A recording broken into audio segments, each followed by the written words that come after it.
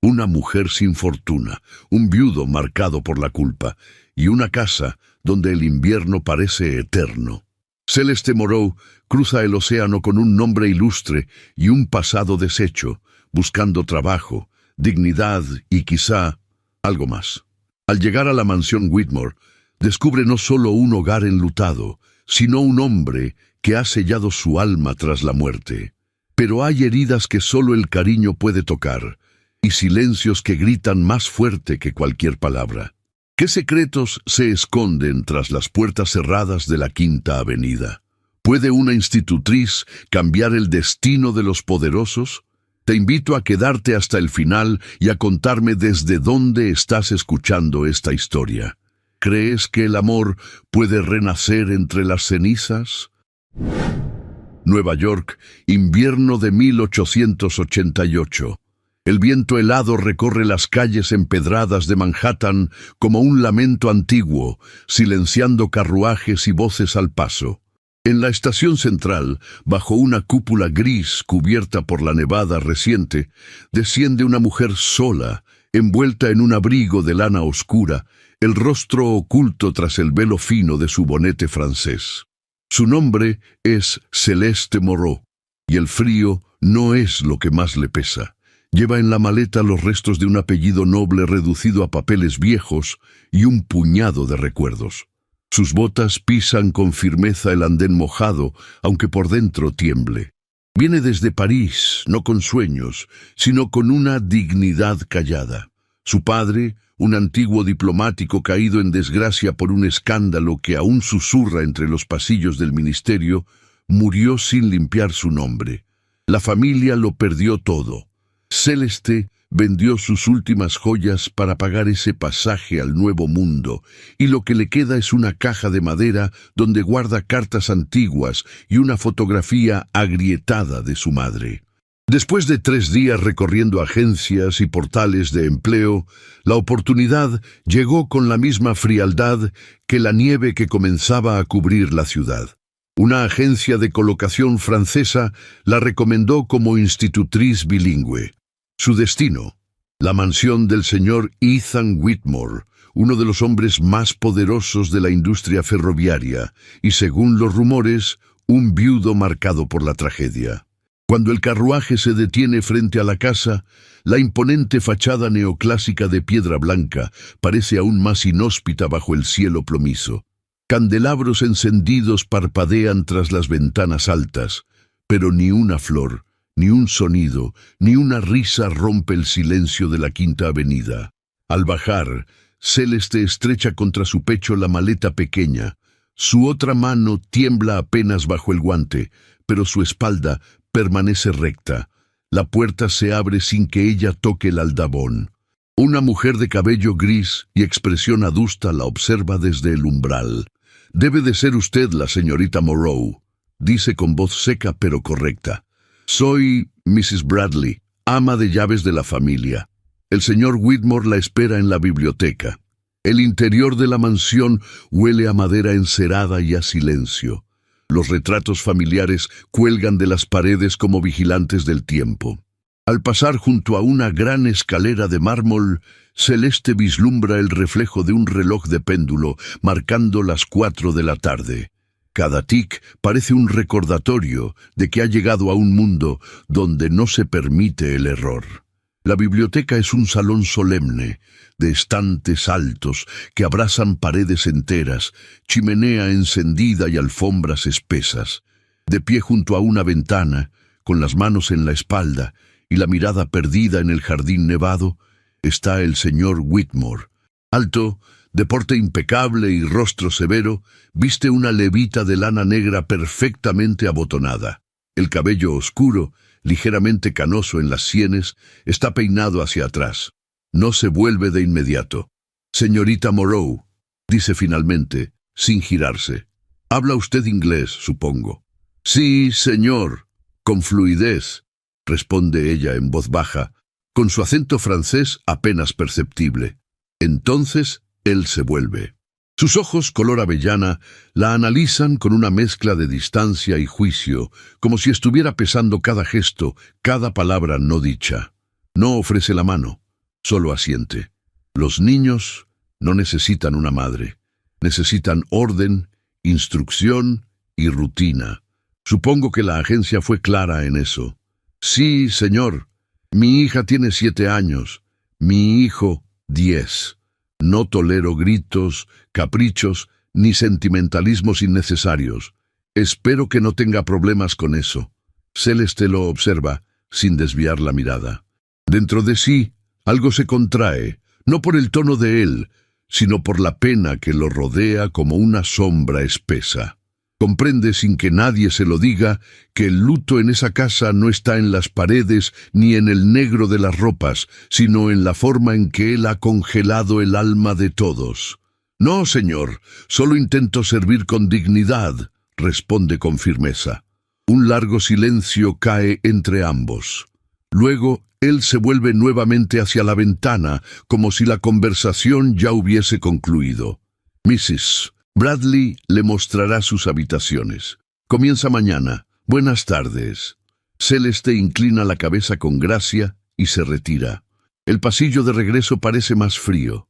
El eco de sus pasos resuena en la casa como una presencia extraña. Sube a un segundo piso y atraviesa un corredor flanqueado por ventanas cubiertas. La habitación que le asignan es modesta, pero limpia. Tiene una cama estrecha, una cómoda antigua y una ventana con vista al jardín trasero. Al deshacer su maleta, coloca sobre la cómoda la caja de madera, la abre, extrae la carta de su padre y la lee una vez más. A pesar del dolor, no hay resentimiento en su mirada, solo la determinación serena de quien ha aprendido a seguir adelante sin hacer ruido. Poco después, Mrs. Bradley le presenta a los niños. Thomas, de cabello castaño y mirada desconfiada, no la saluda. Emily, con trenzas rubias y rostro pálido, apenas le sostiene la mano antes de refugiarse detrás de la falda de la ama de llaves. No hay rebeldía, solo una melancolía antigua, demasiado grande para su edad. Celeste se arrodilla frente a ellos y sonríe. En Francia, cuando hace frío, se cuentan cuentos al calor del fuego. ¿Quieren que les enseñe uno? Los niños no responden, pero algo en sus ojos titubea, como si una chispa, apenas un reflejo, hubiese cruzado el hielo. Esa noche, al cerrar la puerta de su habitación, Celeste respira hondo y apoya la frente contra el vidrio helado. Observa la nieve caer sobre el jardín silencioso. No sabe aún cuánto durará allí, ni qué heridas lleva esa casa, pero algo en su interior le susurra que el invierno más frío no siempre viene del clima, viene del corazón, y ese, sin saberlo, ya ha comenzado a derretirse. El amanecer en la mansión Whitmore llega sin sonidos, como si la casa entera hubiera olvidado cómo despertar. Ni el canto de un ave, ni el eco de un paso se atreve a romper el aire inmóvil. Celeste abre los ojos antes de que el reloj marque las 6, como si su propio cuerpo se hubiera ajustado al ritmo del silencio. El fuego en la chimenea se ha apagado y el aire invernal la obliga a cubrirse con su chal de lana antes de levantarse.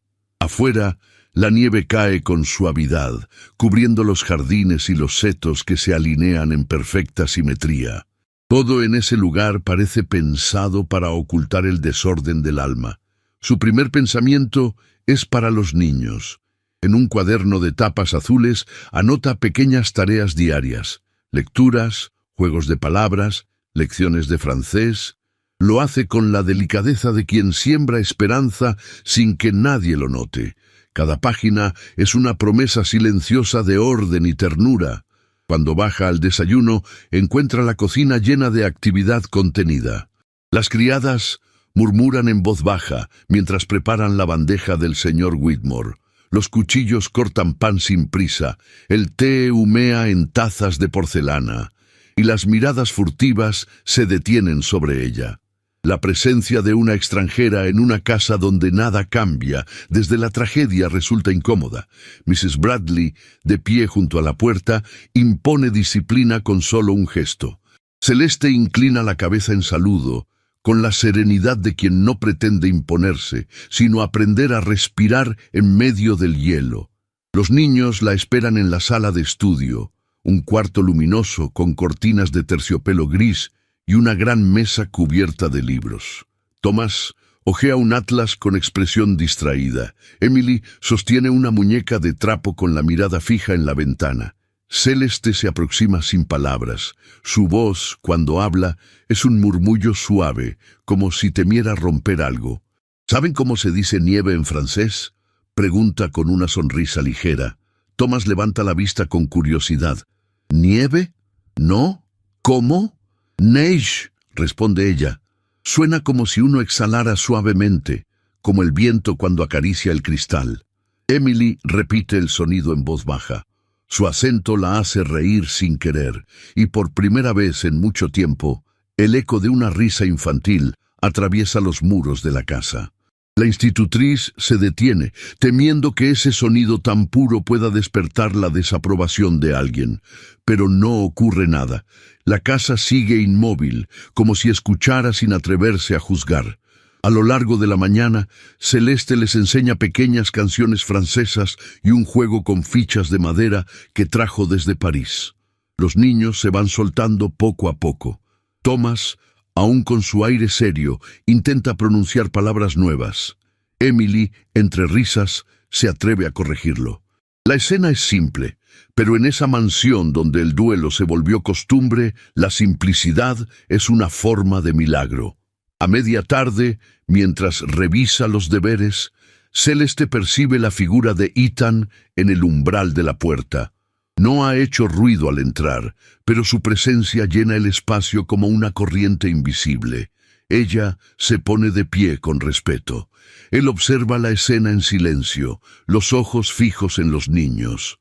No dice nada, solo asiente con un leve movimiento antes de marcharse. Pero cuando la puerta se cierra, Celeste siente un estremecimiento. No es miedo. Es otra cosa más profunda y desconocida, la conciencia de haber sido vista. Esa noche, al cenar sola en su cuarto, escribe una breve carta a su madre fallecida. No para enviarla, sino para dejar que las palabras respiren en el papel. He llegado a una casa que parece no tener alma, escribe. Los niños son buenos pero viven entre sombras, y el señor Whitmore parece arrastrar una pena que no se atreve a nombrar. Quizá mi destino sea traer un poco de luz donde no hay calor. Quizá ese sea el motivo por el que sigo aquí. Cuando la vela se apaga, Celeste se levanta y abre la ventana unos centímetros. El aire helado le acaricia el rostro. A lo lejos, las luces de otros hogares brillan como promesas de vida. Pero allí, en la casa Whitmore, todo permanece inmóvil, detenido en un duelo que se niega a morir. En los días siguientes, la rutina se establece con suavidad. Celeste logra que los niños lean en voz alta, que escriban pequeñas cartas imaginarias y que cada tarde reciten un proverbio en francés. La risa de Emily vuelve a sonar con timidez y Thomas comienza a confiar lo suficiente como para hacerle preguntas sobre París, sobre los jardines del Luxemburgo y los inviernos junto al Sena. Celeste responde con dulzura, evocando imágenes que colorean sus palabras, y aunque la nostalgia le oprime el pecho, sonríe por ellos. El servicio doméstico, sin embargo, observa en silencio. Algunas criadas murmuran cuando pasa, otras desvían la mirada. No se trata de odio, sino de costumbre. En esa casa, las emociones estaban prohibidas desde que la señora Whitmore fue enterrada. Mrs. Bradley, más observadora que todos, percibe el cambio que se gesta en el aire y guarda su juicio para sí. Una tarde, mientras ayuda a Emily con sus bordados, Celeste escucha el rumor del viento colándose por un corredor lateral. Siente una corriente extraña, como si la casa suspirara. Al seguir el sonido, llega hasta una galería de retratos familiares. Hay cuadros de antepasados con rostros altivos, señores de bigotes retorcidos y damas con perlas en el cuello. Al final del pasillo, una puerta de madera oscura permanece cerrada con un cerrojo. La pintura descascarada del marco delata el abandono. Celeste extiende la mano, pero se detiene antes de tocarla. No sabe por qué, pero el silencio tras esa puerta le provoca un escalofrío. Da un paso atrás. Hay habitaciones, piensa, que prefieren seguir dormidas. Esa noche, en la cena del servicio, escucha el murmullo de dos criadas jóvenes. Dicen que el señor Whitmore nunca volvió a entrar en el ala norte desde que ella murió. Susurra una. Ni él ni nadie, responde la otra. La señora Bradley no deja que se mencione, pero algunas noches se oyen pasos, y nadie los explica. Celeste finge no escuchar, aunque el comentario le deja una sensación amarga.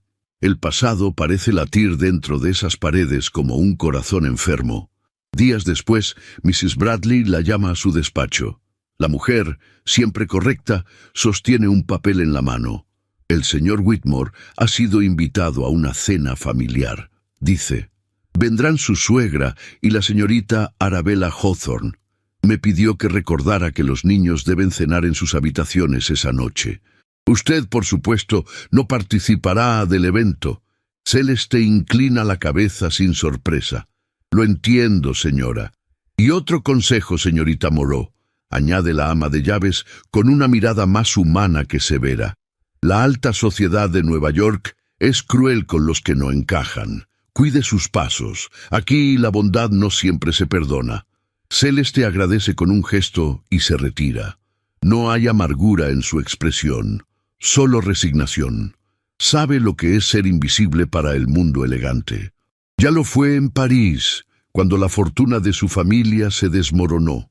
Y sin embargo, hay una dignidad en su silencio que ni la distancia social puede apagar. La noche de la cena, la mansión se llena de carruajes y luces.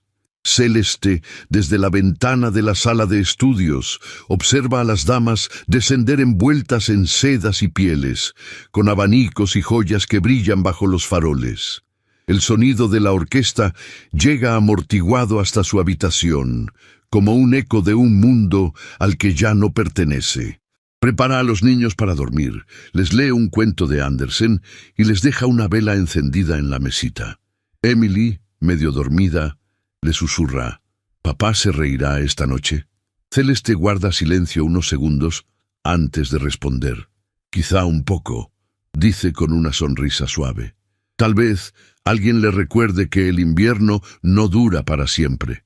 Cuando sale del cuarto, pasa junto a la gran escalera. Desde allí puede escuchar la música del salón principal, valses y conversaciones que suenan distantes. Se asoma apenas un instante. Entre los invitados distingue a la señora Margaret Holloway, vestida de terciopelo negro, y junto a ella a una mujer de belleza ostentosa, Arabella Hawthorne, de mirada calculadora y sonrisa vacía. Ambas parecen dominar la atención de Ethan, que conversa con rigidez. Ninguno ríe.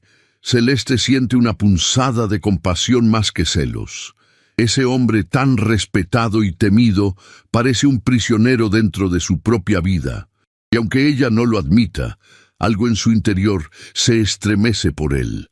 Horas más tarde, cuando la música cesa y los invitados se marchan, la casa vuelve al silencio. Celeste baja al salón principal para apagar las velas que quedaron encendidas. Los restos de la cena perfuman el aire con vino y rosas marchitas. Entre copas olvidadas y servilletas de lino, encuentra una flor caída, una camelia blanca. La toma con cuidado y la guarda en el bolsillo de su vestido. Al volver a su habitación, pasa nuevamente por la galería de retratos. La puerta cerrada del ala norte la observa desde las sombras. Por un momento, el viento parece arrastrar un leve gemido a través de la rendija. Celeste se detiene. Su corazón late con fuerza. No sabe si lo que siente es miedo o una melancolía inexplicable, pero intuye que tras esa puerta se esconde algo más que recuerdos. Apoya la mano sobre la madera fría y susurra casi sin voz. Hay casas que respiran y otras que aún lloran. Luego se aleja despacio. Afuera, La nieve continúa cayendo, cubriendo la ciudad con su manto de silencio. Y dentro de la mansión Whitmore, el aire se llena, por primera vez en años, de un leve aroma a esperanza. La nevada había comenzado al amanecer, lenta como una caricia blanca que caía del cielo. En cuestión de horas, la ciudad entera fue engullida por un manto helado que amortiguó los sonidos y detuvo los pasos. Los carruajes dejaron de circular. Las campanas de las iglesias se oían lejanas y la Quinta Avenida se volvió un desierto de copos danzantes. Las casas se encerraron en sí mismas y la mansión Whitmore, ya de por sí silenciosa, se convirtió en una isla perdida en medio del invierno. En el ala este de la casa, los ventanales empañados dibujaban figuras difusas del mundo exterior. Dentro, junto a la chimenea encendida, Celeste estaba sentada en el suelo con Emily sobre su regazo. La niña reía, sostenía una caja de botones de colores y los clasificaba con ayuda de su institutriz, como si fueran piedras preciosas traídas de un reino olvidado. Thomas, más reservado, observaba desde una silla, fingiendo leer un libro, aunque sus ojos se deslizaban una y otra vez hacia la escena. Era la primera vez que veía a su hermana tan animada desde que su madre había partido. Celeste hablaba en voz baja, con ese acento francés que, lejos de sonar ajeno, envolvía el aire como una melodía. No enseñaba con rigidez, sino con dulzura. Cada palabra suya parecía tener el peso exacto para hacer florecer lo que estaba dormido. Desde el umbral de la sala, sin ser notado, Ethan los observaba. Apoyado contra la puerta entreabierta, con las manos cruzadas a la espalda, se quedó inmóvil durante varios minutos. La luz del fuego dibujaba reflejos cobrizos en su levita oscura, y sus ojos, habitualmente distantes, se suavizaban sin que él lo advirtiera. Había algo profundamente perturbador en la forma en que Celeste se integraba al ambiente sin forzarlo. No era una intrusa, no competía con el recuerdo de su esposa, no exigía nada, simplemente estaba. Cuando Emily se volvió hacia ella y la abrazó con naturalidad, enterrando la cara en su cuello, algo en Ethan se quebró. Su garganta se cerró por un instante, como si una emoción antigua y olvidada regresara sin aviso. Y entonces ocurrió lo impensable. Sonrió. No con alegría, sino con una especie de alivio silencioso, como quien recuerda que el alma también puede respirar. Al darse cuenta de su propia reacción, se retiró sin hacer ruido. Caminó por el corredor hasta su estudio, cerró la puerta y apoyó la frente en el cristal helado de la ventana. Afuera, la tormenta seguía cayendo, y dentro de él, una pregunta que no se atrevía a formular. Esa noche, mientras los niños dormían, Celeste caminó por los pasillos como solía hacer cuando la casa se sumía en sus sombras. Tenía la costumbre de recorrer los corredores en busca de sentido, como si los muros antiguos pudieran contarle secretos. Al pasar frente a la biblioteca, escuchó un sonido inesperado. Música.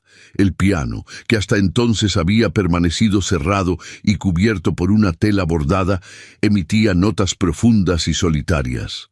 Celeste empujó la puerta apenas y allí lo vio. Ethan, sentado al piano, tocaba una melodía sombría y hermosa con una técnica que hablaba de años de práctica olvidada. Su espalda recta, sus dedos largos recorriendo las teclas con precisión y melancolía. No la vio, o tal vez lo hizo, pero no se detuvo. Terminó la pieza en un acorde largo que pareció suspenderse en el aire antes de morir. «No sabía que tocaba, señor», dijo ella, apenas audible. Ethan se volvió despacio, sin sorpresa, como si hubiera presentido su presencia. «Ya no lo hago», respondió con voz baja. «No desde hace años». Fue hermoso. Él cerró el piano con lentitud, evitando su mirada. A mi esposa no le gustaba la música. Decía que el sonido del piano le recordaba a funerales. Celeste no respondió. No por falta de palabras, sino por respeto. Había en él una tristeza tan íntima que cualquier comentario resultaría torpe. Yo crecí con la música, continuó Ethan en un tono más suave. Mi madre me obligaba a practicar cada tarde, odiaba cada minuto, pero ahora hizo una pausa. Ahora es lo único que parece no haberme abandonado. Ella se acercó sin invadir y se detuvo frente a uno de los estantes repletos de libros. En mi casa, mi padre tocaba el violín. Lo hacía cuando llovía. Yo me sentaba bajo la ventana y leía en voz alta mientras él tocaba. A veces creo que esa fue la única época feliz que conocí. Ethan la observó por un momento largo. Había en ella una nostalgia que no tenía nada de histriónica. Era real, era honda y sobre todo era silenciosa.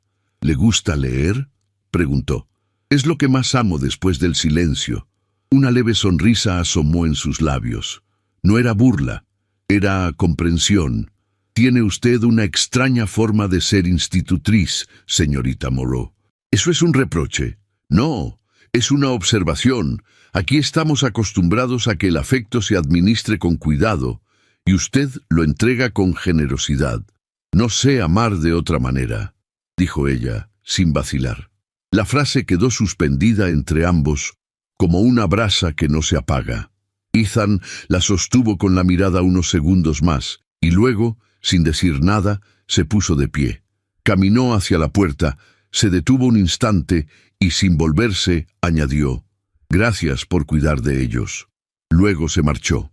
Celeste permaneció un rato más en la biblioteca, sentada frente al piano cerrado. No lo abrió, solo apoyó la mano sobre la tapa y cerró los ojos. En su interior algo había comenzado a moverse, como un riachuelo descongelándose tras el largo invierno. Horas después, cuando la noche ya cubría la ciudad con su manto blanco, un grito desgarró el silencio de la casa. Celeste se incorporó de inmediato y salió al pasillo. Venía del segundo piso. Subió las escaleras descalza, apenas cubierta con su bata, y encontró a Thomas en el suelo, junto a la baranda. El niño había caído de un par de escalones, la pierna torcida bajo su cuerpo y el rostro cubierto de lágrimas. «¡Thomas!», exclamó, corriendo hacia él. Emily apareció detrás, aterrada. Celeste revisó al niño con cuidado. No parecía haber fractura grave, pero su tobillo estaba inflamado. Lo ayudó a incorporarse con suavidad, lo cargó en brazos con esfuerzo y lo llevó a su habitación. Minutos después, Ethan llegó. Despeinado aún con la ropa de dormir, entró al cuarto con el rostro alterado. «¿Qué ocurrió?». Tropezó. Estaba buscando algo. «No es grave, pero tiene el tobillo hinchado. Ya apliqué compresas frías». Ethan se acercó a su hijo. Lo acarició con torpeza y le habló con una dulzura que no se le conocía. «Tranquilo, hijo. Todo está bien». Celeste, de pie junto a la cama, observó cómo ese hombre, acostumbrado al acero de los negocios, se agachaba para ajustar las mantas de su hijo. Algo en esa imagen le pareció profundamente hermoso. Cuando Ethan se levantó, sus miradas se cruzaron. «Gracias», murmuró él. Ella asintió en silencio. «Debería descansar, señor», dijo. «Yo me quedaré aquí esta noche, por si necesita algo». Ethan vaciló un instante. Luego asintió. Pero antes de salir del cuarto se volvió una vez más. Su padre, el del violín, debió haber sido un buen hombre. Celeste sintió que su voz temblaba al responder. Lo fue. La puerta se cerró, y durante el resto de la noche, ella se sentó junto a la cama de Thomas, vigilando su respiración. Afuera, la nieve seguía cayendo. Dentro, la casa ya no respiraba solo silencio. Ahora también suspiraba. El invierno persistía con una obstinación que parecía reflejarse en cada rincón de la mansión Whitmore. Las nevadas eran más intensas, los días más cortos y los silencios aún más densos. Sin embargo, dentro de la casa, algo sutil comenzaba a cambiar. como si una corriente de aire cálido se filtrara entre los muros helados, alterando la rutina con la misma suavidad con la que una gota de perfume transforma el aire de una habitación. Celeste caminaba por los pasillos con paso ligero, llevando libros, retazos de tela y cuadernos de caligrafía entre sus brazos. Su presencia ya no pasaba inadvertida. Las criadas bajaban la voz cuando ella pasaba y la cocinera, antes indiferente, ahora le ofrecía panecillos tibios al caer la tarde. Pero ese tenue respeto no estaba exento de recelo. Algunos la miraban con suspicacia, como si su discreción escondiera ambiciones que aún no se habían revelado. Una mañana, mientras ordenaba los estantes del salón de estudio, Celeste notó una pequeña puerta de madera al fondo de la biblioteca, oculta tras un tapiz bordado. La curiosidad pudo más que la prudencia. La abrió con cuidado y encontró un salón más íntimo, decorado con muebles cubiertos por sábanas blancas. Era un cuarto de estar olvidado, polvoriento, donde el tiempo parecía haberse detenido. Sobre la chimenea, colgado con firmeza, había un retrato al óleo de una mujer joven. El marco dorado, aunque cubierto de polvo, aún brillaba bajo la luz que entraba por una ventana estrecha. La dama retratada tenía el cabello recogido con perfección, la mirada altiva y una expresión que no concedía ternura. Sus ojos, de un azul frío, parecían mirar más allá del lienzo, juzgando incluso a quien se atreviera a contemplarla. Celeste se quedó inmóvil. No necesitó preguntar. Esa era la esposa del señor Whitmore, la esposa fallecida. La belleza del retrato era innegable, pero también lo era la distancia que proyectaba. No había dulzura en la curva de sus labios, ni calidez en sus manos cruzadas con rigidez. Era el tipo de mujer que imponía respeto antes que afecto, que parecía hecha para salones de gala y fotografías de sociedad, no para cuentos al calor del fuego o risas de niños. Una punzada de inquietud cruzó el pecho de Celeste. No por celos, sino por contraste. Se supo distinta, menos majestuosa quizá, pero también más cercana, más humana. La duda, sin embargo, se instaló con sutileza. ¿Sería ella demasiado distinta para encajar en aquel mundo? ¿Sería su dulzura un defecto en una casa que había venerado la perfección glacial? No debería estar aquí, dijo de pronto una voz detrás de ella. Celeste se sobresaltó y se volvió. Mrs. Bradley, de pie en el umbral, la observaba con firmeza. Su rostro, aunque sereno, tenía la tensión de quien conoce los límites que no deben cruzarse. No lo sabía, respondió Celeste, bajando la mirada con respeto. Lo sé. Pero ahora que lo sabe, recuerde esto, muchas antes que usted han pisado este lugar, y ninguna duró demasiado. ¿Por qué? La ama de llaves suspiró, y por primera vez, en sus ojos se asomó algo cercano a la compasión. Porque este retrato no es solo una imagen, es un fantasma, y los fantasmas, señorita Moreau, no toleran la luz. Celeste guardó silencio. Salió del cuarto sin añadir una palabra, pero aquella advertencia se le quedó adherida a la piel como escarcha. En los días siguientes, el ambiente en la casa se volvió más tenso. Algunas criadas hablaban con voz más baja de lo habitual. Una de ellas, Dorothy, parecía particularmente interesada en seguir cada uno de sus movimientos. Los rumores se arrastraban por los pasillos como hojas secas, que el señor Whitmore pasaba más tiempo en casa, que ya no se reunía con los banqueros con la misma frecuencia, que incluso había sido visto sonriendo en el comedor mientras Emily hablaba de sus clases de francés. Y entonces, como un rayo en cielo invernal, llegó la invitación. Una tarjeta gruesa, con letras doradas y el sello de una de las familias más influyentes de Nueva York, los Vanderbilt. Una gala en honor a un grupo de inversionistas europeos. Un evento de relevancia social, donde cada gesto sería observado, donde cada detalle sería recordado. Ethan recibió la invitación con gesto contenido. No solía asistir a esas reuniones desde el fallecimiento de su esposa. Pero aquella velada tenía peso político, y no acudir habría sido una declaración peligrosa. Durante la cena, mientras los niños terminaban su sopa, Ethan anunció la decisión que alteró el equilibrio de la casa. «Emily será dama de honor en la gala», dijo, sin levantar la voz. «Y usted, señorita Moreau, se encargará de prepararla». Los cubiertos de los niños quedaron suspendidos en el aire. Celeste parpadeó, sorprendida. «¿Yo, señor?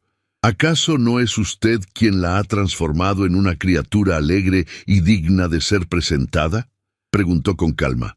«Mi madre se encargará de vestirla, pero usted debe enseñarle a comportarse en público, a moverse con gracia, a hablar con propiedad». Celeste asintió, aún sin palabras. Ethan continuó con su cena como si nada hubiese pasado. Al día siguiente, la casa entera se agitó con los preparativos. Emily fue medida, probada, peinada y reprendida por modistas, peluqueras y damas de la alta sociedad. Pero entre cada sesión de protocolo, Celeste encontraba momentos para devolverle la risa. Le enseñaba cómo inclinar la cabeza con elegancia, cómo caminar sin mirar al suelo, cómo sostener la mirada sin parecer insolente. Y mientras ambas ensayaban saludos frente al espejo, Thomas las observaba desde la puerta con una sonrisa tímida. Una tarde, al terminar la lección, Emily se acercó a Celeste y la abrazó con fuerza. «No quiero que me peine otra persona», susurró. «Quiero que seas tú quien me prepare para el baile». Celeste se inclinó y acarició sus mejillas. «Entonces así será». Thomas, desde el fondo de la sala, se acercó sin hablar. Le entregó un pequeño dibujo de carbón, una figura femenina junto a un árbol nevado. «Soy yo», dijo en voz baja, «pero más grande. Y tú estás al lado». Celeste lo tomó con cuidado, conmovida. Los ojos se le humedecieron.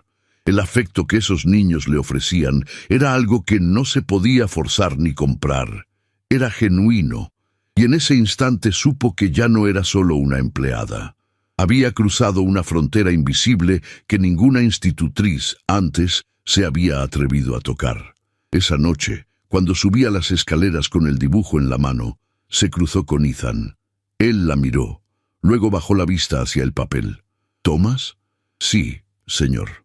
Ethan asintió, como si ese gesto fuera más revelador que 1000 palabras. Antes de seguir, la miró una vez más. «Usted ha hecho más por esta casa en unas semanas que muchos en toda una vida». Celeste no respondió, pero su corazón, hasta entonces contenido, dio un vuelco. No por las palabras, sino por el tono, porque por primera vez en esa voz grave y medida no había juicio, había gratitud, y quizás, solo quizás, una chispa de algo más. Al regresar a su habitación, encendió una vela y desplegó el dibujo sobre su escritorio. Luego tomó la camelia blanca que aún guardaba desde la cena anterior y la colocó al lado. Sonrió. La casa aún estaba llena de sombras, pero ya no era la misma. Ahora, en sus rincones, comenzaban a encenderse pequeñas luces, como destellos, como latidos, como promesas. La ciudad de Nueva York resplandecía bajo la luz de los faroles de gas, cuyas llamas danzaban al compás del viento helado. Esa noche, la avenida donde se alzaba la residencia de los Vanderbilt parecía sacada de un cuadro francés.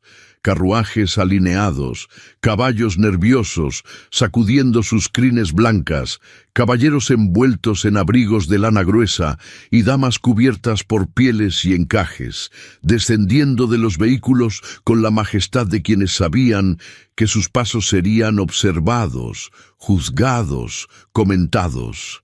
La gran gala de invierno era más que una simple reunión social. Era una exhibición de poder, linaje y ambición. Y en medio de aquel escenario dorado, el señor Ethan Whitmore hizo su entrada acompañado de su pequeña hija Emily y, discretamente detrás de ellos, de la institutriz francesa, que sin proponérselo comenzaba a alterar el ritmo invisible de su mundo. Celeste había vestido a Emily con esmero. envolviéndola en un vestido color lavanda, con detalles de encaje bordado a mano y una cinta de terciopelo gris en la cintura. Su cabello, peinado con trenzas recogidas, estaba adornado con pequeñas flores secas que Celeste había conservado en papel de arroz. No era ostentosa, pero brillaba con la gracia serena de una niña amada. La propia Celeste vestía un atuendo modesto pero pulcro, un vestido azul oscuro, de falda amplia y mangas largas, adornado con una delicada blonda en el cuello. No llevaba joyas, solo un broche de camelia blanca, regalo de Emily, prendido al corazón. Caminaba detrás de ellos con la cabeza erguida, sin intentar pertenecer, pero sin pedir disculpas por su presencia.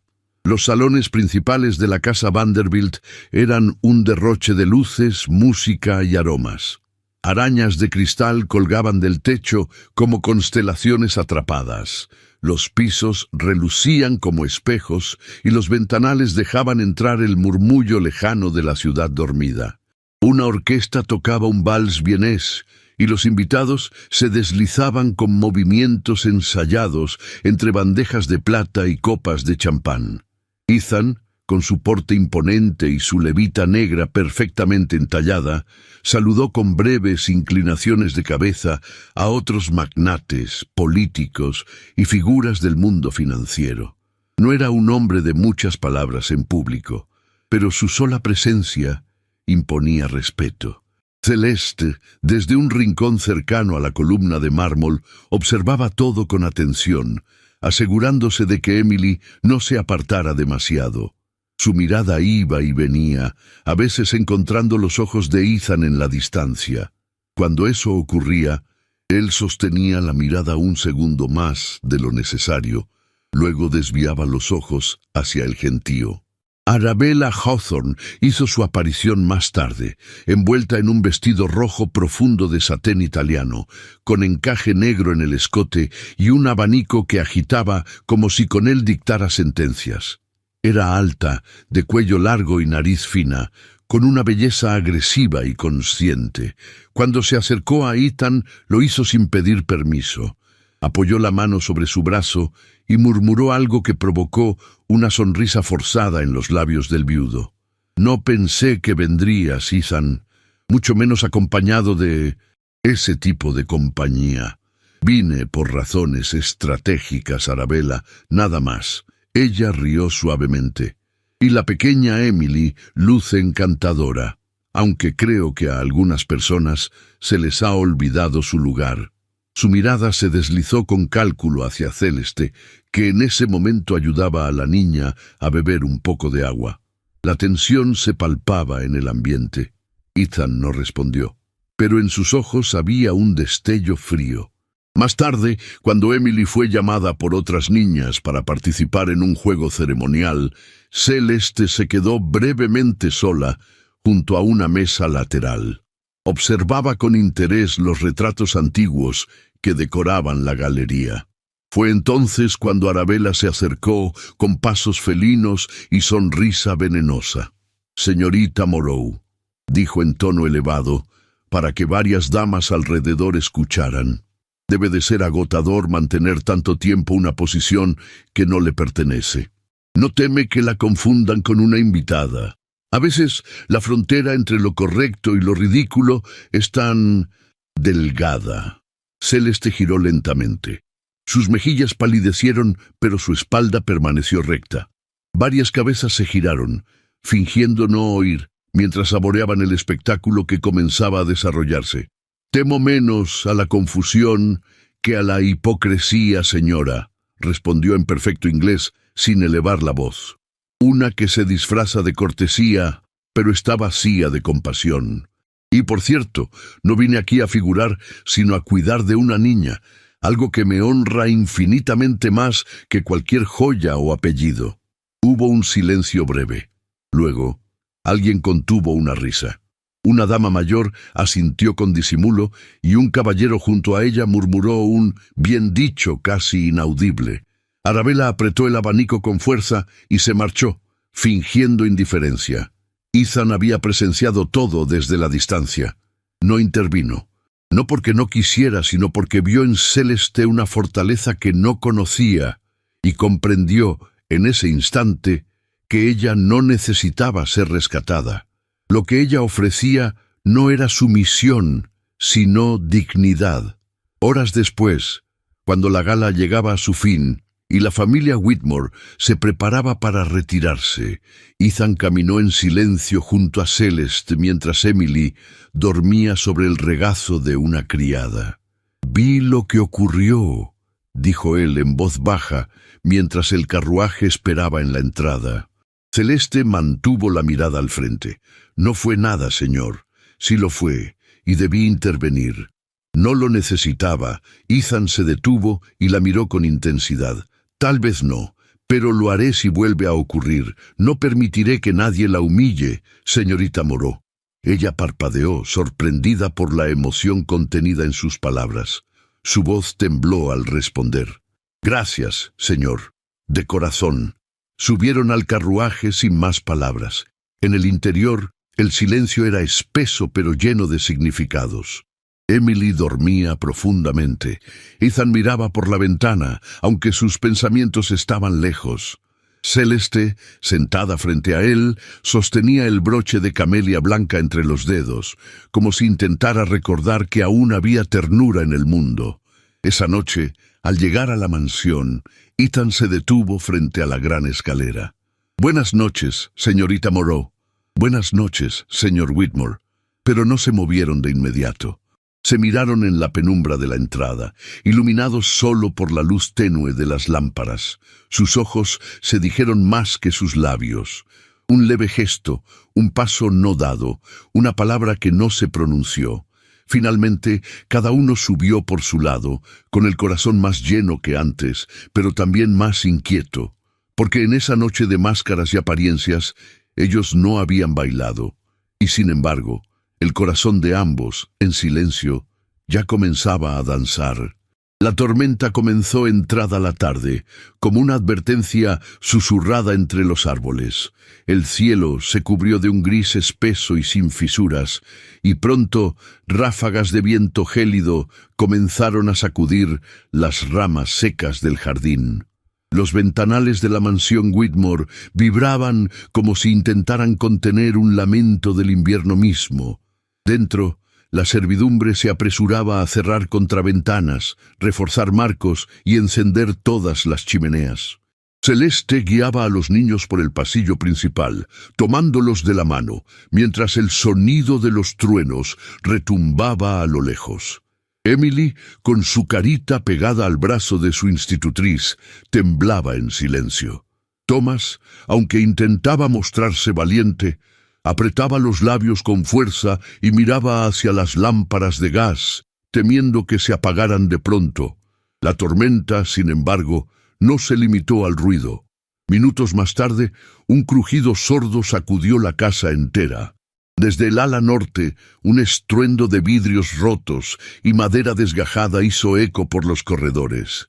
Mrs. Bradley corrió a organizar al personal. Una ráfaga había arrancado parte del tejado antiguo, y ahora la lluvia se colaba con fuerza por los rincones olvidados. «Ese lado de la casa no es seguro», advirtió la ama de llaves. «Nadie debe acercarse. Acomoden a los niños en la galería este».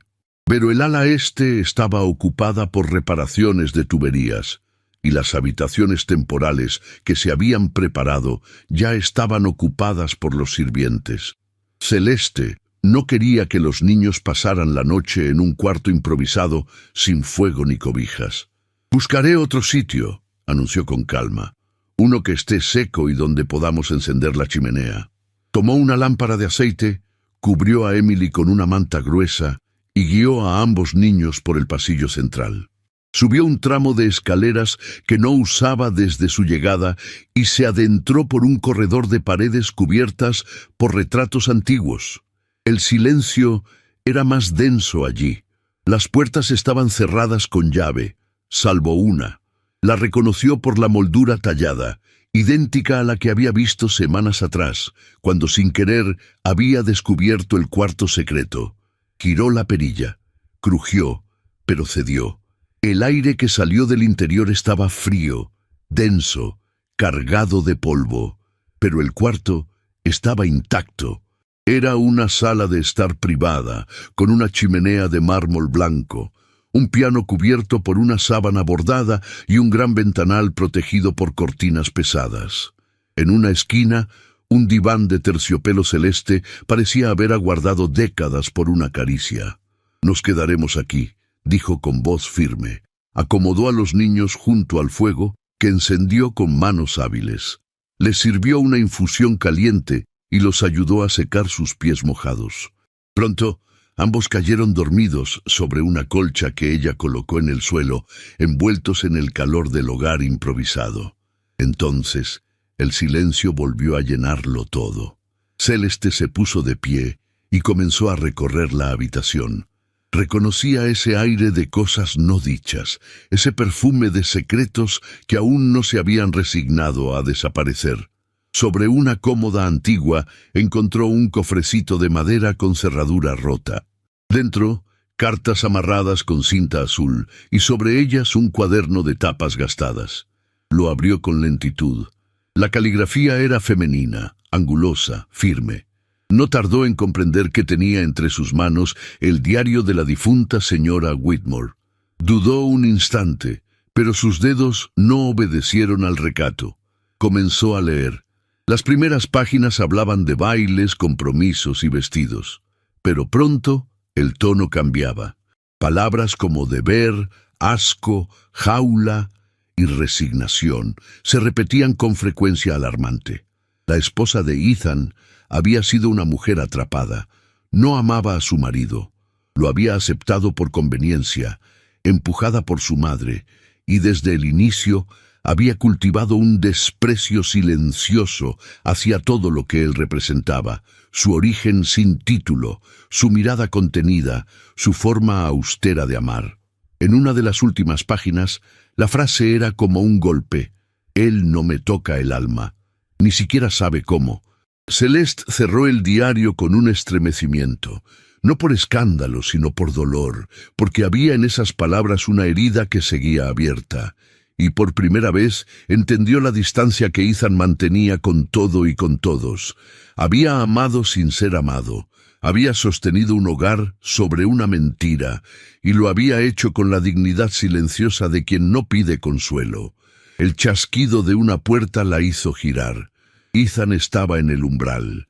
Sus ojos se posaron primero en los niños dormidos, luego en el fuego y por último en ella. El diario estaba aún en sus manos. No intentó ocultarlo. «Lo encontré abierto», dijo, sin excusas. Él avanzó despacio. No había enojo en su rostro, solo una tristeza tan profunda que parecía grabada en su piel. «Yo lo dejé allí», respondió en voz baja. Nadie se atrevía a tocarlo, ni siquiera yo. Se acercó a la chimenea, se sentó en una silla junto al fuego y fijó la mirada en las llamas. Durante largos minutos no dijo nada. Celeste se quedó de pie, como una figura tallada en sombra y luz. «Fue un matrimonio arreglado», dijo finalmente. «Yo lo acepté porque creí que podía construir algo con el tiempo. Ella simplemente lo soportó. Y cuando murió, sentí culpa, no por su muerte, sino por no haber podido hacerla feliz». Celeste se acercó, sin interrumpirlo. «Usted no es responsable del vacío de otros», dijo con voz suave. Ethan levantó la vista. Sus ojos tenían un brillo que ella nunca había visto. No era furia, era vulnerabilidad pura. «¿Y si lo fui? ¿Y si nunca supe cómo amarla? No se puede amar a quien se niega a recibir», susurró ella. Las lágrimas bajaron sin violencia por el rostro de él. No sollozaba. Solo dejaba que el dolor se deslizara, como si finalmente hubiera encontrado permiso para salir. Celeste se arrodilló frente a él, sin tocarlo, solo estando allí. Él cerró los ojos, como si su presencia le ofreciera alivio. «Es la primera vez que lloro desde que ella murió», confesó con voz ronca. Celeste asintió y por un instante sus manos se rozaron. Un contacto mínimo, apenas un roce entre pieles silenciosas. Pero en ese gesto, en ese leve cruce de calor, se condensó toda la ternura que las palabras no podían nombrar. No dijeron nada más. El fuego seguía crepitando. Afuera, la tormenta continuaba rugiendo con fuerza. Pero dentro de aquel cuarto prohibido, algo se había quebrado. O tal vez algo se había liberado.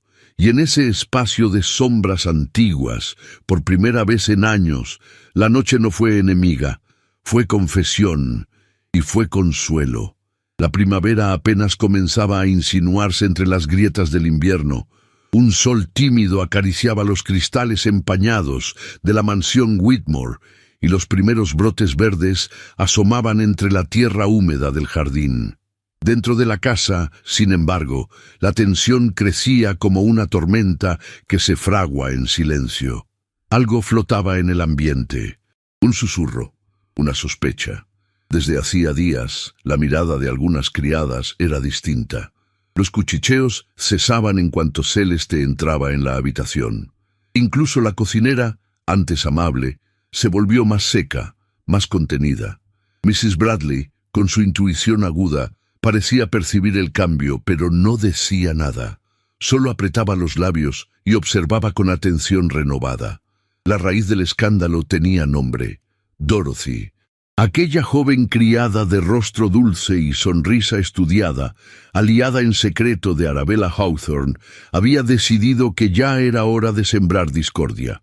Alimentada por la envidia y empujada por la promesa de una posible recompensa, comenzó a contar lo que nadie había visto, pero todos querían creer: que entre el señor Whitmore y la institutriz francesa existía una relación impropia, que las visitas nocturnas, las miradas cruzadas y los paseos por la casa durante la tormenta no eran coincidencias inocentes, que aquella mujer extranjera, con su acento suave y su andar elegante, no era tan recatada como parecía. Las palabras, aunque falsas, tenían el poder de lo sugerente. Y en una sociedad donde el rumor vale más que la verdad, bastaron pocos días para que el veneno llegara más allá de las paredes de la mansión. Uno de los accionistas menores de los ferrocarriles Whitmore, hombre conservador y de lengua ligera, llevó el tema a una reunión privada. En cuestión de horas, la historia ya rondaba los oídos de los principales inversionistas. La reputación de Ethan comenzaba a tambalear. No tardó en llegar la visita de su suegra, la señora Margaret Holloway. «Ya es suficiente, Ethan», dijo con voz seca mientras se sentaba en uno de los salones privados. «El apellido de mi hija no puede verse arrastrado por una aventura doméstica. No solo está en juego tu nombre, sino el futuro de tus hijos, el honor de nuestra familia y tus vínculos comerciales». Los señores Barrington y Cowles ya han expresado su inquietud. Ethan no respondió de inmediato. Permanecía de pie, con las manos cruzadas a la espalda, mirando por la ventana. El tono de su madre política no lo intimidaba, pero conocía el peso de sus palabras. Margaret no hablaba por impulso. Era una mujer acostumbrada a torcer destinos con el filo de su lengua. «¿Y cuál es su propuesta?», preguntó sin volverse. «Despedir a la institutriz de inmediato y comprometerse como es debido con la señorita Arabella Hawthorne. Ella ha esperado con paciencia, tiene el linaje, la educación y la postura que se espera de una señora de tu casa. Es hora de restablecer el orden». Ethan giró lentamente. Sus ojos, oscuros como la tormenta que se avecinaba, no mostraban debilidad. «No me casaré con Arabella, ni con ninguna otra mujer por obligación. Y respecto a la señorita Moreau, no ha hecho nada que justifique una humillación pública. Ella es digna». «¿Digna?», replicó Margaret con una risa sin humor. «Es una empleada, una extranjera sin apellido, sin fortuna, sin protección. Puede ser virtuosa, sí, pero no es digna de ti». Ethan dio un paso al frente. «Es más digna que muchos que se sientan en mis mesas, y si usted no puede verlo, lamento decepcionarla. Pero la señorita Moreau permanecerá en esta casa mientras yo lo decida». Margaret se levantó con rigidez. Tomó su bolso de mano y lo cerró con un chasquido. No olvides que no todos los hombres poderosos han sobrevivido a un escándalo, Ethan. Algunos caen sin hacer ruido. Y se marchó sin esperar respuesta.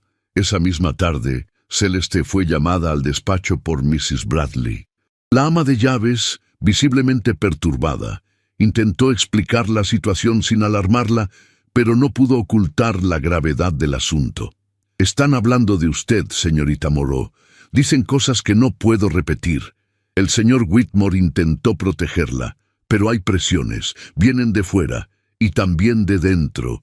Celeste, pálida pero serena, asintió. «¿Quién lo ha dicho?» «Dorothy», respondió Mrs. Bradley con el rostro tenso. «Pero no lo afirma directamente, solo insinúa, y eso basta». Celeste no dijo nada. Se levantó, fue a su habitación y comenzó a empacar sus pocas pertenencias. Lo hizo en silencio, con manos firmes, doblando cada prenda como si fuera la última vez que lo haría. Los niños la encontraron poco después. Thomas fue el primero en entrar. «¿Qué está haciendo?», preguntó sin comprender. Emily apareció detrás, con los ojos abiertos como lunas. «¿Se va?». Celeste los miró. Sus ojos se llenaron de lágrimas, pero su voz no tembló. A veces, incluso cuando no se ha hecho nada malo, una debe marcharse para proteger su nombre. Emily corrió hacia ella y la abrazó con fuerza. «No quiero que te vayas. No es justo». Thomas, más contenido, se acercó en silencio. Le entregó una hoja de papel que había dibujado esa mañana. 3 figuras caminando de la mano. Una era él, otra, su hermana. La tercera tenía un moño bajo y un vestido largo. Celeste lo apretó contra su pecho. «Yo tampoco quiero irme, pero esta casa necesita paz. Y a veces la ausencia también puede proteger». Cuando cayó la noche, Ethan fue a buscarla. La encontró en la galería sur, sentada frente al ventanal, con la valija ya cerrada a sus pies. Ella no se volvió cuando lo oyó entrar. «No quiero que se vaya», dijo él con voz baja. «No lo permitiré». «No puede detener algo que ya ha comenzado», respondió sin mirarlo. «El rumor está vivo, y no se apagará con silencio. No me importa el rumor». «A mí sí», respondió al fin, mirándolo a los ojos. «Porque lo ensucia a usted, porque mancha a los niños, porque me convierte en lo que no soy». Él dio un paso hacia ella. «¿Cree que me importa más un apellido que usted? No estoy hecha para vivir entre sus mármoles y sus retratos. Yo respiro con la tierra, con las palabras, con los libros. Y usted...» Hizo una pausa. «Usted merece algo que yo no puedo ofrecerle». Ethan quiso hablar, pero no lo hizo. Se detuvo frente a ella y la miró largo.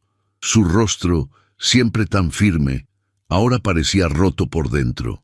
«No quiero perderla», dijo al fin. «Entonces no me despida, pero déjeme ir». Esa noche, Celeste abandonó la mansión Whitmore bajo la lluvia fina de una primavera que no terminaba de nacer. Llevaba consigo una maleta, un dibujo de niño y un corazón quebrado. Los niños lloraron hasta quedarse dormidos. Ethan no dijo una palabra durante la cena.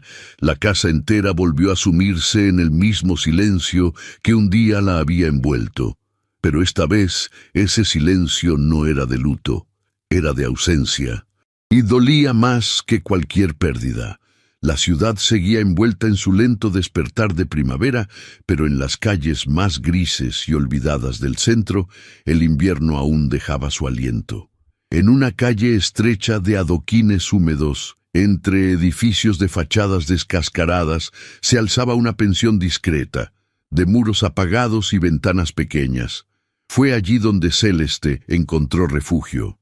La habitación que ocupaba era simple. Un catre de hierro con colchón delgado, una silla de madera junto a una mesa desgastada y una ventana sin cortinas por donde entraba un sol pálido que parecía pedir permiso para colarse.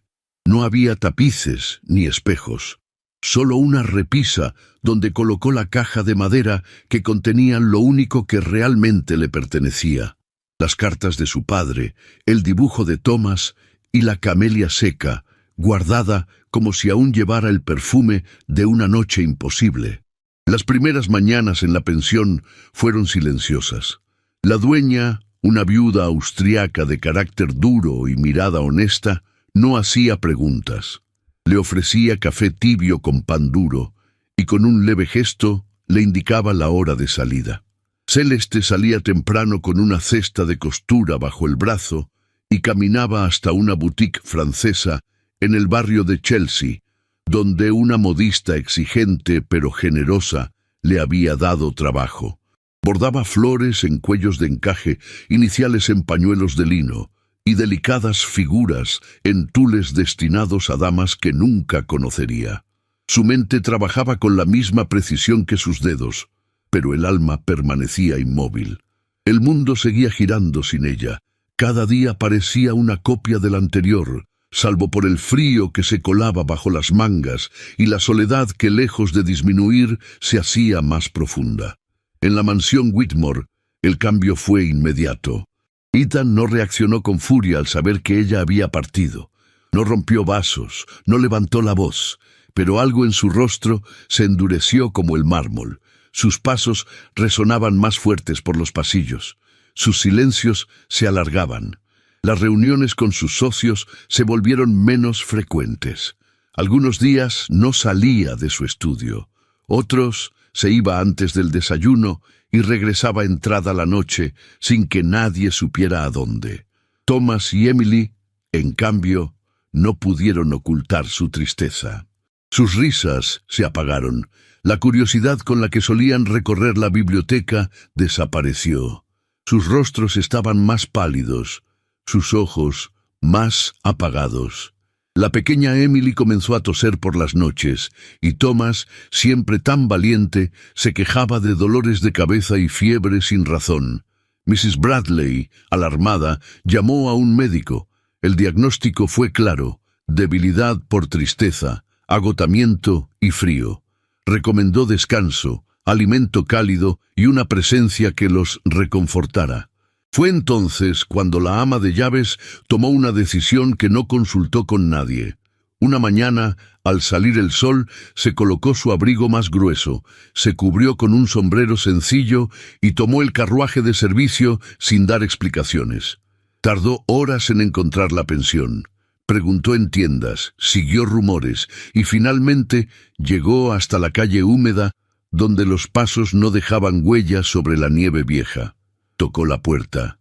Celeste abrió, y al verla no dijo nada. Solo apretó los labios. «Los niños están enfermos», dijo Mrs. Bradley con voz firme.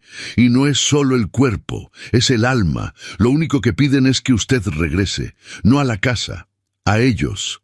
Celeste bajó la mirada. Había tratado de convencerse de que su ausencia era lo correcto, de que la distancia traería paz. Pero al escuchar aquellas palabras, comprendió que algunos lazos no se rompen con voluntad.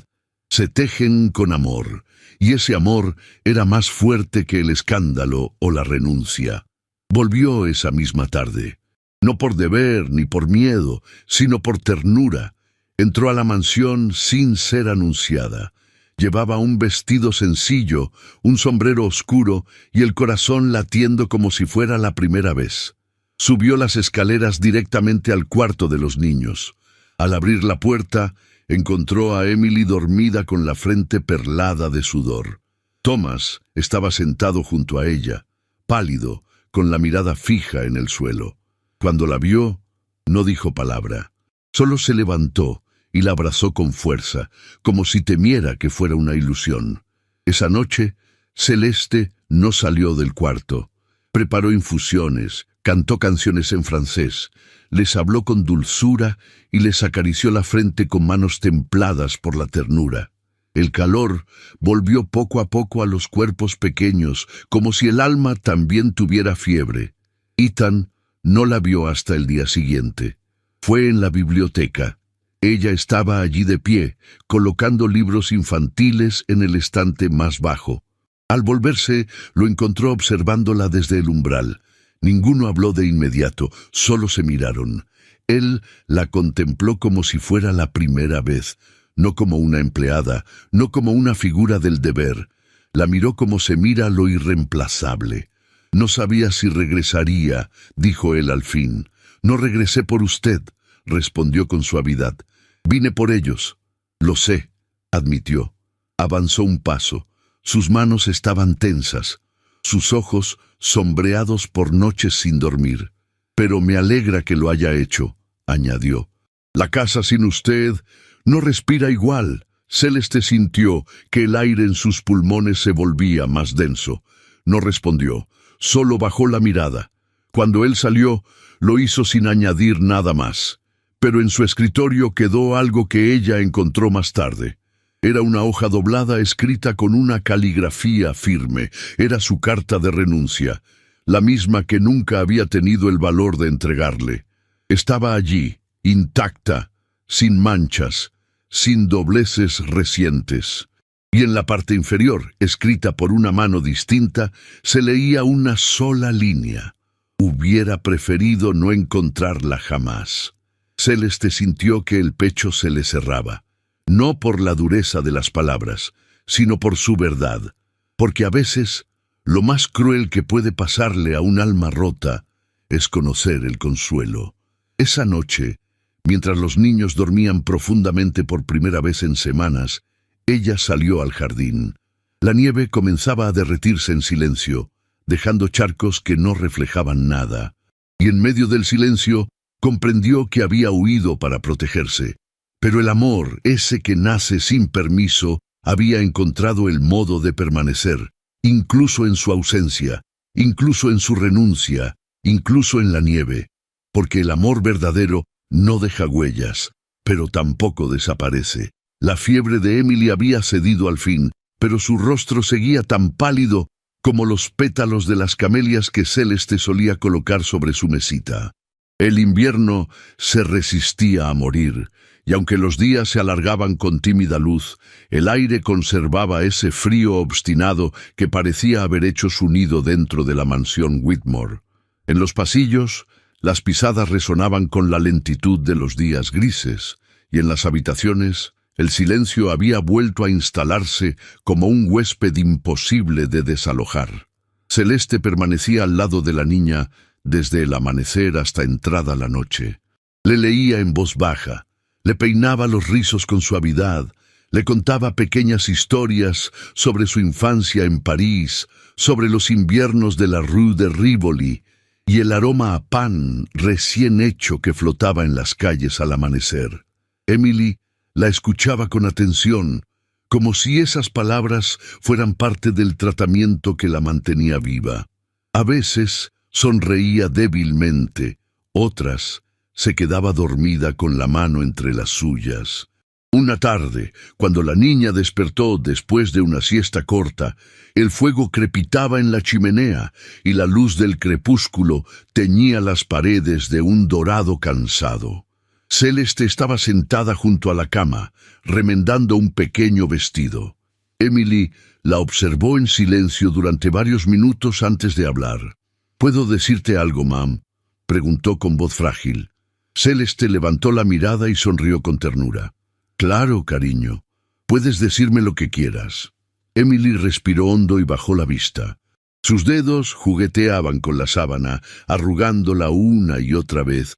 «Mi madre nunca me abrazaba, ni cuando estaba enferma, ni cuando tenía miedo. A veces la veía entrar a mi cuarto, pero siempre se quedaba de pie sin decir nada. Era hermosa, todos decían eso, pero cuando me miraba, sentía que yo no debía hablar». Celeste sintió que algo dentro de ella se quebraba. La voz de la niña era tan serena que dolía más que el llanto. No intentó interrumpirla. «Cuando tú llegaste», continuó Emily, con los ojos humedecidos, «las cosas cambiaron. No sabía que podía reírme, ni que alguien podía escucharme sin enojarse. No sabía que el cariño también se podía enseñar». Celeste se inclinó, le acarició el cabello y la besó en la frente. «Hay madres que aman con palabras y otras que aman con silencios», dijo. «Pero tú mereces ambas cosas. Y las tendrás siempre, Emily, siempre». Lo que ninguna de las dos sabía era que Ethan estaba de pie tras la puerta entreabierta. Había subido en silencio para preguntar por la salud de su hija, pero se detuvo al escuchar sus voces. Las palabras de Emily le atravesaron el pecho como un cuchillo lento.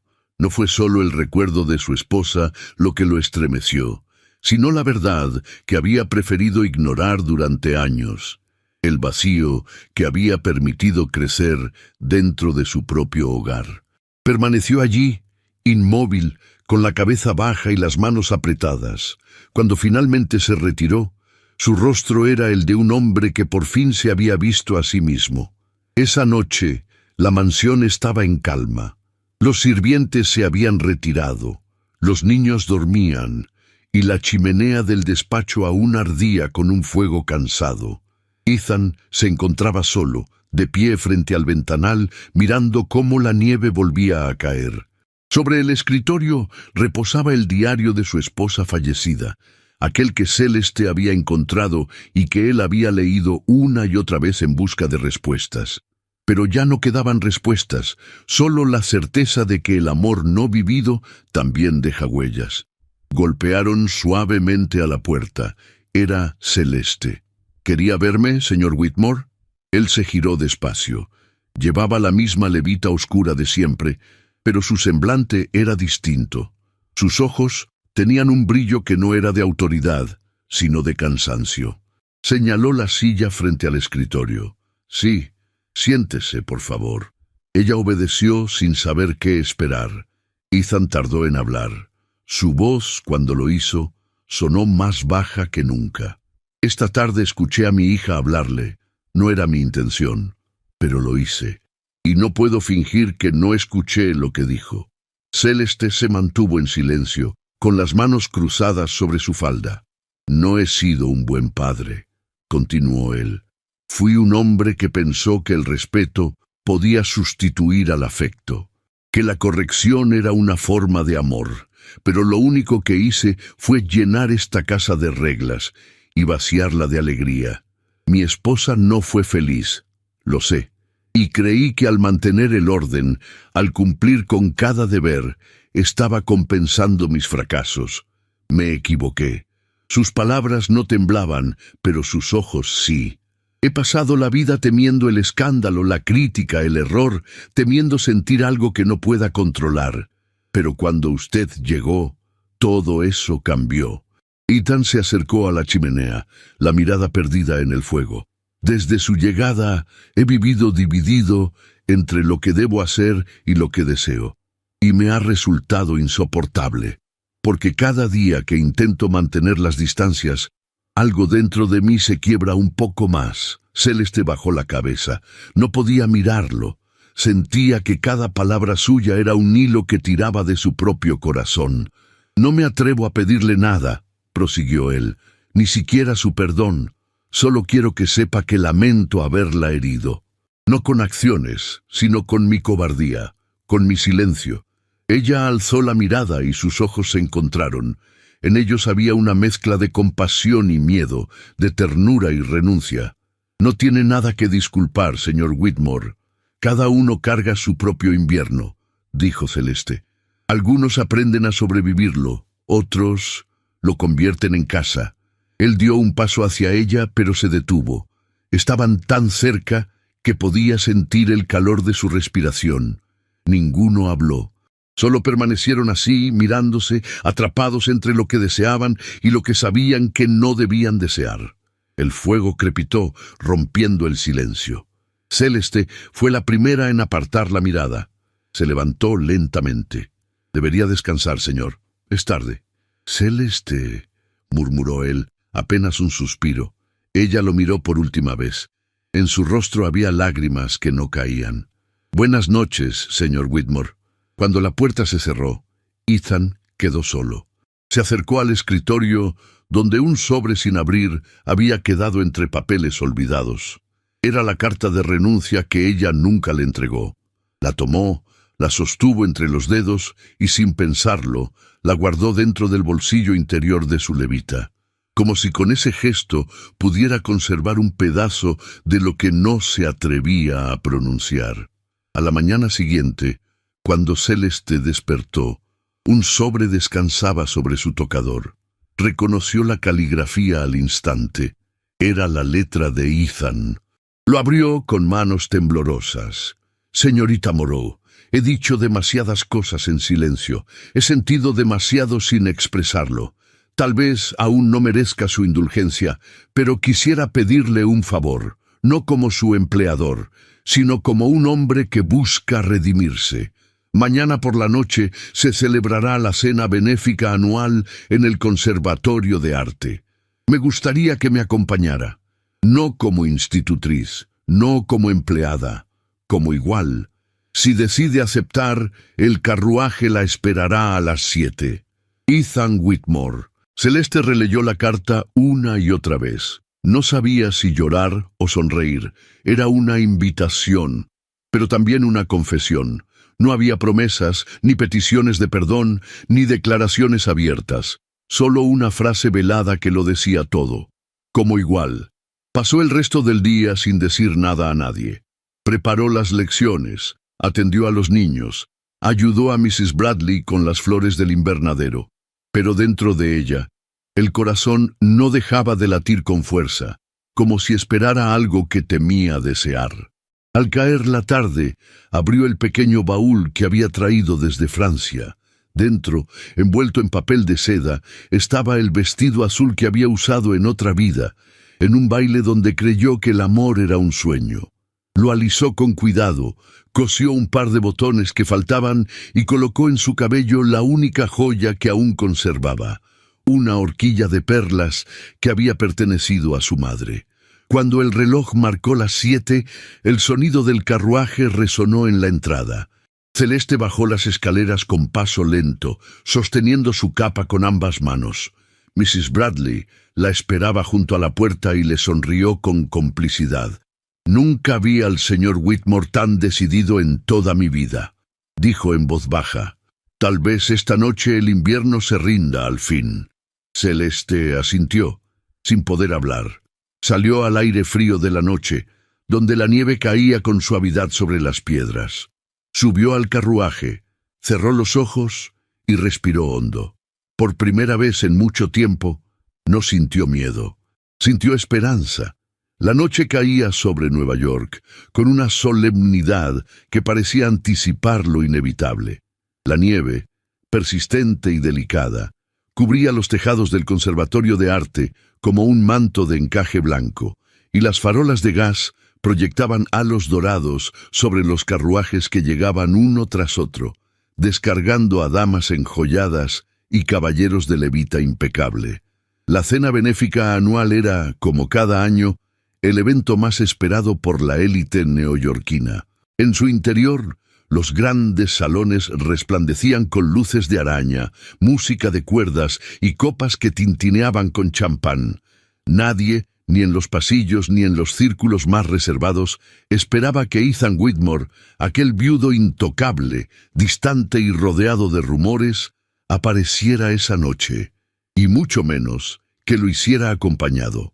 Pero cuando el carruaje oscuro de los Whitmore se detuvo frente al pórtico principal y el cochero bajó para abrir la puerta, el aire pareció detenerse. Primero descendió Ethan, con su levita de terciopelo negro, el rostro severo pero sereno, y luego, con paso firme y una elegancia natural, descendió ella. Celeste Moreau vestía un sobrio pero exquisito vestido azul medianoche, de líneas clásicas y tejido francés, con apenas un broche de perlas en el escote cuadrado y una capa corta que dejaba entrever su porte digno y delicado. Llevaba el cabello recogido en un moño bajo, adornado con la misma horquilla que su madre le había legado. No había en ella ostentación ni arrogancia, solo una serenidad que desarmaba. Del brazo de Ethan avanzó por el vestíbulo de mármol entre murmullos contenidos, miradas largas y abanicos que se agitaban con nerviosismo. Los pasos de ambos resonaban como tambores de guerra silenciosa. No se detuvieron, no se excusaron, no fingieron. En el salón principal, la música se apagó brevemente cuando cruzaron el umbral. El anfitrión de la noche, el señor Vanderbilt, se acercó con un gesto de cortesía que apenas ocultaba su desconcierto. «Señor Whitmore, señorita», saludó haciendo una leve reverencia que selló sin saberlo la legitimidad de su presencia. Los invitados más astutos se miraron entre sí. Algunos recordaban los rumores. Otros habían escuchado a sus esposas hablar de la institutriz extranjera que cuidaba a los niños Whitmore. Pero ninguno estaba preparado para verla en ese lugar, como igual, al lado del hombre más reservado de Wall Street. Ethan tomó una copa y pidió la palabra. La sala entera se volvió hacia él. «Les agradezco su presencia esta noche», dijo con voz firme, clara, proyectada sin esfuerzo. «Esta gala siempre ha sido una oportunidad para servir a las artes, pero también al compromiso con lo que verdaderamente importa». Hizo una pausa. Luego, con la misma serenidad, agregó: «He decidido tomar una pausa de mis negocios. Durante los próximos meses, mi prioridad será mi familia, mi hogar, mis hijos». Algunos comenzaron a susurrar. Un par de damas se llevaron las manos a la boca, pero él no se detuvo. «Y esta noche deseo anunciar que la señorita Celeste Moreau será mi esposa». El silencio se volvió piedra. Casi se podía escuchar la respiración contenida de los asistentes. Celeste, a su lado, permanecía con la cabeza alta, los ojos brillantes, pero sin arrogancia. Arabella Hawthorne, vestida de rojo carmesí en el extremo del salón, bajó la mirada lentamente y apretó el abanico con tanta fuerza que lo partió entre los dedos. La madre de la difunta esposa de Ethan palideció al instante, mientras el señor Vanderbilt apenas disimulaba su incomodidad. Pero Ethan no retrocedió. En su mirada había algo más que decisión. Había paz. Celeste inclinó apenas la cabeza hacia él, y sus labios apenas se movieron, pero bastó. «Sí», susurró, «acepto». Después de eso, la noche continuó como si el mundo hubiera cambiado sin que nadie se atreviera a detenerlo. Algunas damas se acercaron a Celeste con tímida cordialidad. Otros caballeros brindaron con Ethan por el valor de sus decisiones.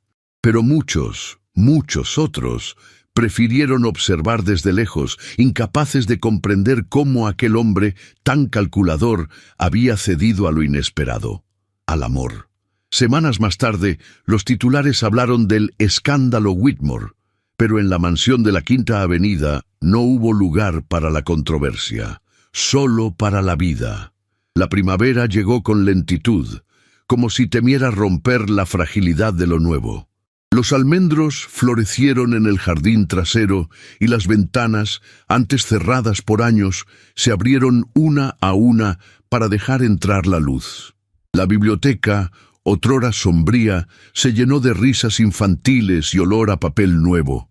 Los pasillos, antes fríos, resonaban ahora con los pasos de Emily y Thomas, que corrían tras un perrito que Ethan les había regalado. Celeste, vestida de blanco marfil, con encajes franceses en las mangas y un broche antiguo en la cintura, recorría los jardines con una sombrilla en la mano y el brazo entrelazado con el de su esposo. Caminaban despacio, como si cada paso mereciera ser recordado. No hablaban mucho, no lo necesitaban. La señora Whitmore, como ahora la llamaban, había devuelto a esa casa el aliento que le faltaba, no solo como esposa, sino como madre, amiga, refugio. Había reconstruido con paciencia y ternura lo que el duelo había roto, y aunque aún quedaban cicatrices, eran cicatrices dignas, reales. Una tarde, mientras caminaban por la galería que daba al invernadero, Ethan se detuvo frente a una pintura que había mandado restaurar. Representaba un campo nevado, y en medio de él dos figuras diminutas, tomadas de la mano. «¿La recuerdas?», preguntó él. Celeste asintió. «Es el invierno que vivimos», dijo con una sonrisa suave, pero terminó. Ethan la miró con una ternura que ya no ocultaba. «Terminó en tu nombre, y así fue.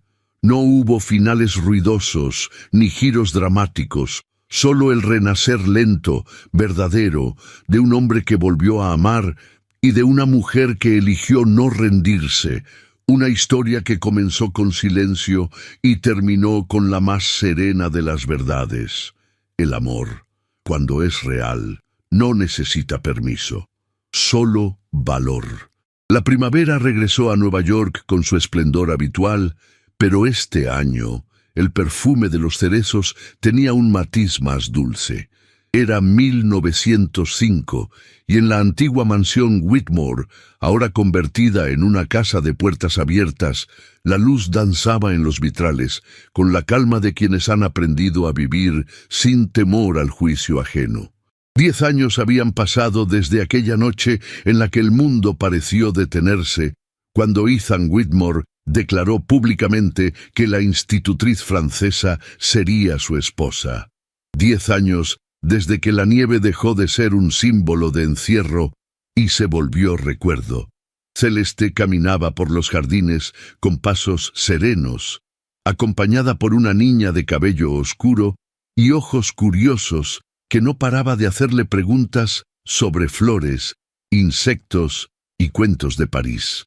Se llamaba Juliette y había llegado a sus vidas 5 años después del matrimonio. Su hija, la niña que nació del amor tardío, pero cierto, entre dos almas que se encontraron en medio del invierno. A su lado, Emily y Thomas, ya adolescentes, compartían confidencias en voz baja bajo un magnolio en flor. Ambos habían crecido fuertes, nobles, pero sobre todo libres. Jamás les faltó afecto, ni una mirada comprensiva, ni un abrazo a tiempo. Celeste no fue solo su madre adoptiva. Fue el hilo invisible que remendó las heridas que la muerte y la indiferencia habían dejado. Ethan, aunque con las sienes más plateadas y el paso más lento, conservaba en sus ojos el mismo fuego de aquel hombre que años atrás decidió abandonar los negocios por algo más valioso, la vida junto a quienes amaba. Nunca volvió a Wall Street. Fundó en su lugar una escuela gratuita para hijos de inmigrantes, donde se enseñaba francés, música, matemáticas y algo más esencial: dignidad. Los rumores, con el tiempo, se disolvieron como la escarcha al sol. La sociedad neoyorquina, tan rápida para señalar, fue más lenta para olvidar, pero acabó cediendo ante la fuerza serena de una familia que no pedía permiso para ser feliz. Arabella Hawthorne, aferrada a su apellido y su ambición, terminó casándose con un diplomático europeo que la abandonó en menos de 2 años. Desde entonces vivía en Europa, asistiendo a salones donde nadie conocía la historia que aquí la había reducido a una anécdota. Mrs. Bradley, la ama de llaves, aún vivía en la mansión. Su cabello era completamente blanco, pero su mirada seguía aguda.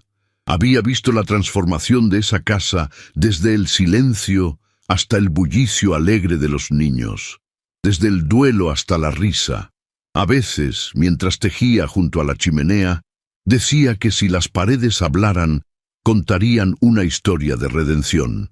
Aquella tarde de primavera, Celeste recibió una carta.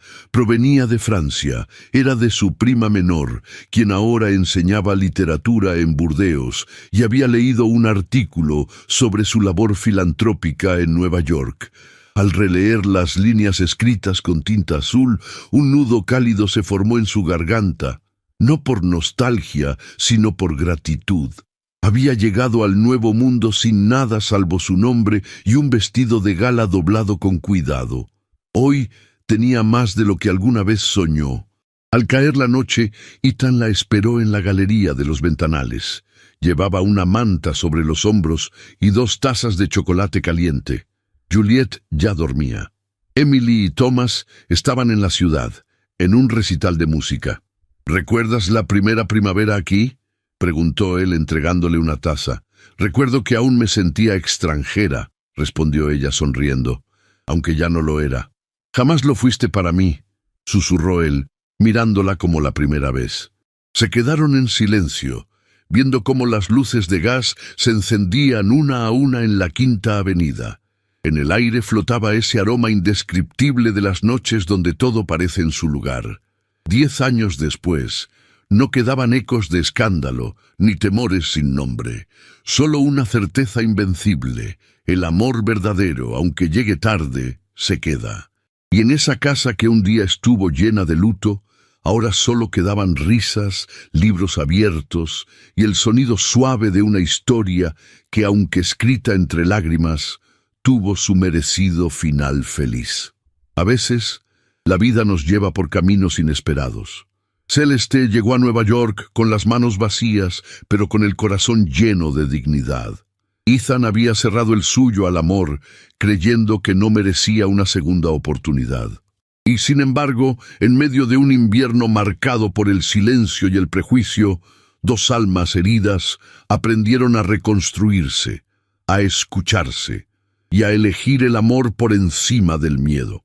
Esta historia nos recuerda que no importa cuán tarde llegue el amor, lo esencial es tener el valor de recibirlo, que la verdadera elegancia no está en la cuna, ni en los títulos, ni en el dinero, sino en la compasión, en la ternura y en la fuerza de quien se mantiene de pie, incluso cuando el mundo le da la espalda. Si tú también crees que el amor puede renacer entre las ruinas, que las diferencias sociales no son un límite para el alma, y que cada mujer merece ser amada por lo que es y no por lo que esperan de ella, entonces esta historia fue para ti. Cuéntame en los comentarios, ¿qué fue lo que más te conmovió de esta historia? Me encantará leerte. Y si llegaste hasta aquí, escribe la palabra primavera en los comentarios. Así sabré que fuiste parte de esta travesía hasta el último capítulo y me estarás ayudando a seguir creciendo este canal dedicado a los grandes romances de época. No olvides que en las tarjetas te dejo otras narraciones que también pueden tocar tu corazón. Historias donde la pasión, la lucha y el destino se entrelazan como en las mejores novelas de antaño. Gracias por estar aquí. Y recuerda, siempre hay una primavera esperando detrás del invierno.